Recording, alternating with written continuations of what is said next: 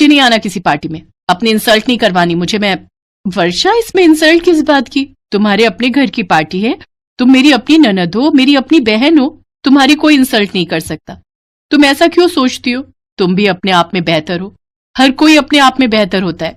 खैर, अगर तुम मुझसे थोड़ा सा भी प्यार करती हो और मेरी रिस्पेक्ट करती हो तो पार्टी में जरूर आना, अदरवाइज मैं समझूंगी कि मैं तुम्हारी अपनी नहीं हूं। सोनिया अपने कमरे में चली जाती है।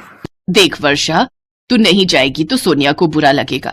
उसने तुझे बहुत दिल से बुलाया है, इसलिए तुझे जाना चाहिए, उसकी खुशी में शामिल होना चाहिए, वरना रिश्तों में खटास आती है। मेरी बेटी तो समझदार है ना, मेरी बात को टालेगी नहीं। ठीक है माँ, तुम्हारे कहने पर मैं पार्टी में आ जाऊंगी। माँ के समझाने पर वर्षा पार्टी में जाने के लिए तैयार हो जाती है। वर्षा अपने पति सुनील के साथ पार्टी के लिए होटल पहुंचती है, पर वहां पर तो वर्षा को कुछ अलग ही देखने को मिलता है, जिसकी उसने बिल्कुल भी उम्मीद नहीं की थी। सोनिया ने उसके वेलकम में एक बहुत ही सुंदर प्रेजेंटेशन तैयार किया था।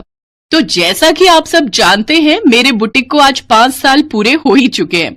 ये पार्टी मेरे बुटीक के 5 साल कंप्लीट होने के लिए तो है ही साथ ये पार्टी एक खास व्यक्ति के लिए भी रखी गई है।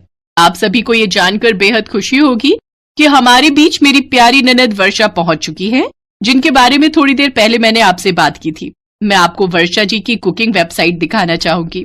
वर्षा हैरान रह जाती है कि उसके नाम से कुकिंग की एक बहुत बड़ी वेबसाइट आज इस पार्टी में लॉन्च हो रही थी। वर्षा को तो हैरानी हो रही थी ये सब देखकर कि इतनी बढ़िया वेबसाइट उसकी तैयार हुई थी, जिसकी उसने कभी कल्पना भी नहीं की थी।